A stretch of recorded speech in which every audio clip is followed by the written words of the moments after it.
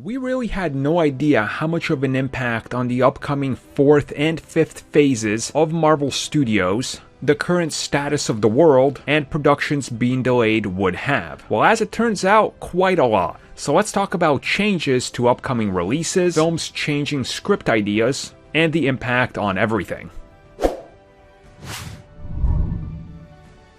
So had everything come out as normal and there wasn't a worldwide pandemic, right now Black Widow would be far behind us. This week we would be talking about the Eternals, and had our first trailer for Shang-Chi. Spider-Man would already be wrapped shooting its upcoming 3rd film. WandaVision would have started airing. The Falcon and the Winter Soldier would be behind us. Multiple other MCU projects would be midway into production or wrapping up. Blade would be set for next October with a release date, and we would more than likely have some ideas of what's coming in those mystery dates that we previously had for MCU films. Of course, a worldwide pandemic has offset all of that, so you would have to assume that plans change behind the camera and of course what they're planning down the road. And Kevin Feige did confirm that this is the case, and everything had to be reshuffled, changed, including story elements. So when talking about the upcoming changes, such as the fact that release dates have to keep getting bumped back,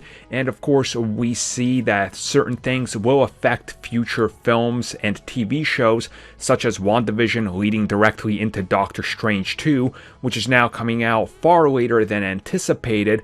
Marvel Studios head Kevin Feige did in fact confirm that when they went back to production on all of these and started looking at how things are going to release, that they had to go back to the drawing board and start removing pieces, rewriting pieces, and rearranging things that are going to set up how everything comes down the road, because they were already becoming very spoilery before the next product was out. So essentially what he's saying is, imagine if Ant-Man and the Wasp had come out before Avengers Infinity War. We would know exactly what happens at the end of Infinity War with a snap because it would have spoiled it. That's the scenario they're in with all the Marvel shows and movies that are in production. So now they have to really play around with it carefully because they don't know if more delays will happen. Like for example, we know that the reason the Falcon and the Winter Soldier keeps getting pushed back slightly to be around the same time or after the release of Black Widow is because the events of Black Widow